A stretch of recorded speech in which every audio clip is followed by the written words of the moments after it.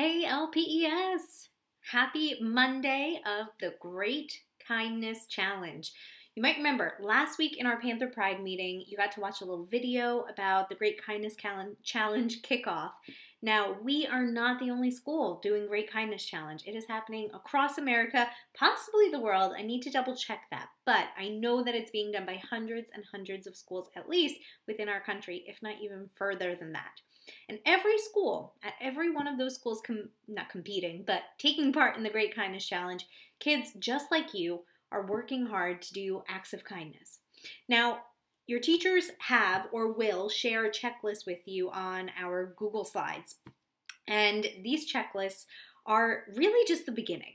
These are things that I came up with, or they were on the actual checklist from the Great Kindness Challenge. You know, if you remember my first, second, third, and fourth graders, you got an actual piece of paper last year with the Great Kindness checklist.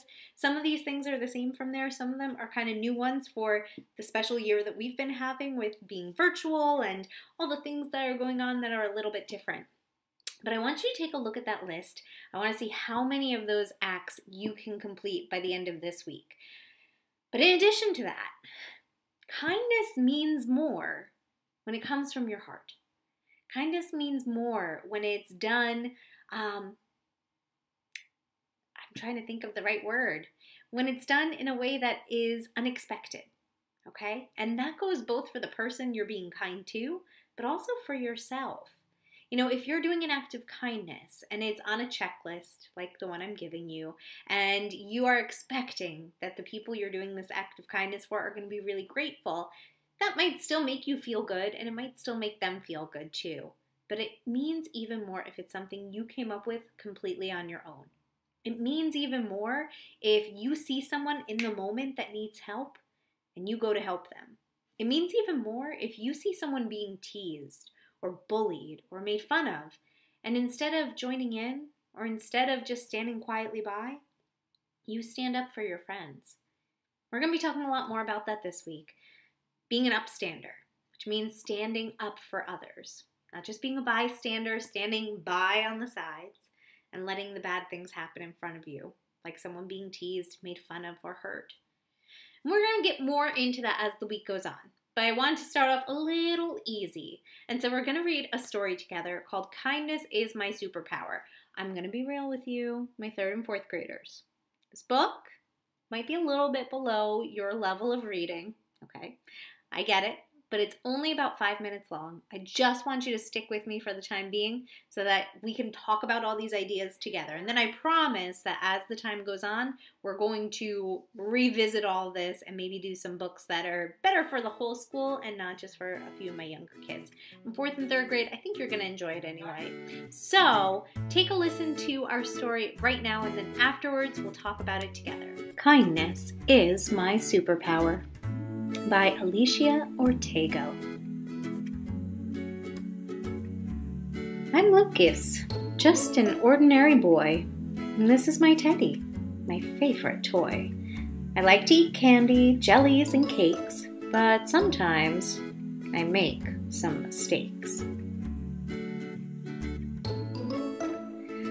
You see, yesterday I was in a bad mood, so I did something very rude. I teased my friend Lisa for her glasses, made her cry throughout all of her classes. When I got home, I saw my mom. She put my hand into her gentle palm. She told me, "Honey, your friend Lisa is so sad. What did you do that was wrong and bad? You need to be kind," she also said. I knew I was wrong, so I bowed my head. What is kindness? I asked my mom for advice. She hugged me tightly, not once, but twice. Kindness is when you say a gentle word. You can be kind to your sister, a puppy, or a bird. You can be kind to someone who is angry and mad. You can be kind to someone who is unhappy and sad. Kindness is when you respect people older than you. Kindness is when you respect the younger ones too. Kindness is when you help everyone in need. Kindness is whenever you do a good deed. I pondered on her words, and I couldn't sleep all night. I really wanted to be kind and genuinely polite. So I decided then and there, without any warning, that I will become kind in the morning. And in the morning, I was kind. It's true. When Mom made me breakfast, I said, "Thank you." I took off my pajamas, which were soft and red. I put away my toys, and I made my own bed. On the bus, I showed up the best I could be. I offered the new boy to sit next to me. I helped him find his classroom too. That was the least I could do. I said hello to all my friends. I even shared my crayons and pens. And then I saw Lisa with sadness in her eyes. I approached her slowly, wanting to apologize. "I'm sorry I teased you yesterday." Lisa smiled and said, "It's okay." I realized that kindness is super cool. So I was kind beyond just at school. On the playground, I patiently waited for my turn for the slide. And you know what? I felt so happy inside. I was patient and kind, not angry at all. And I found joy in helping a little boy find his lost ball. I picked up the trash, even though it wasn't mine. Kindness and good deeds made my heart shine. When I went with my mom to a nearby store, I helped the lady with the stroller by holding the door. And after we bought my favorite toy and treat, my mom and I helped the old lady cross the street. I continued to be kind with joy and glee, and at night at home, my dad fell asleep in front of the TV. He was sleeping on the sofa instead of his bed, so I covered him with a blanket and kissed his forehead. I helped my little sister tie her shoelace. I was happy to see the smile beaming on her face.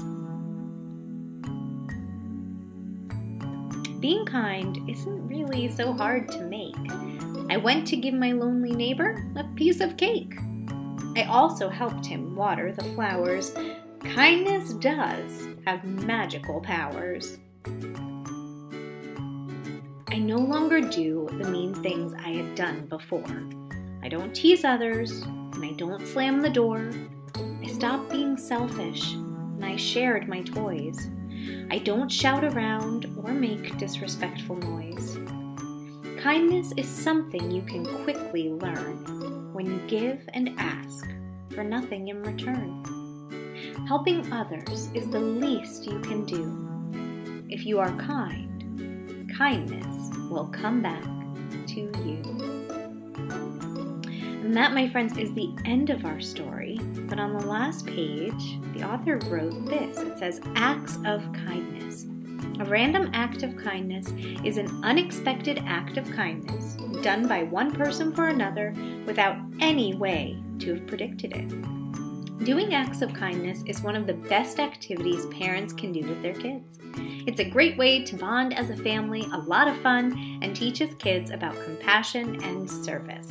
Any act of kindness, no matter how big or small, can make a difference, especially when done intentionally. And then you may have noticed there are lots of different random acts of kindness that you could try. Okay, so I hope you enjoyed that story. I hope maybe you got to take a look at the end. Teachers, you could always go back and pause too, just so you can really see what those random acts of kindness were that were listed at the end of the story. My friends, I think that this book, the reason I chose to read this book, I should say, is because it does two interesting things.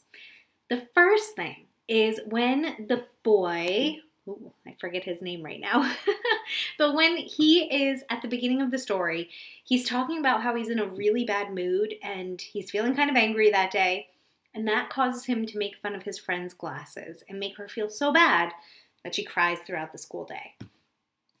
I wanted to highlight that, not because it's a good thing, but because I think it is something that we can all relate to.